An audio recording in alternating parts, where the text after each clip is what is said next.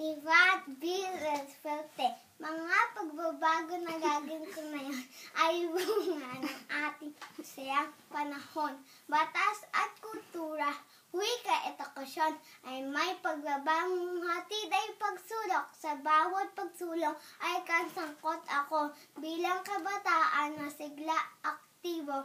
Tayong kumunan ko'y lakas at talino. Ang gamit kong wika ay wikang Filipino. Wikang Filipino, sinlawak ng gubat, sintayot ng bundok, sinlaling may dagat, may marayang diwa, pangarap. Tunay naman tayo ng lahi matatag. Kabataan ako, Pilipinong tunay, kabalikat ako ng wika kong mahal sa mga gawain. Ako isang daan sa pagpapaunlay na wikang pangbayan. Bilang kabataan, ako'y naririto. Gamit kong wika saan man magtungo. Paggamit ang wika ay tatak Filipino. Isabay na landas ng nasyonalismo. Tas na.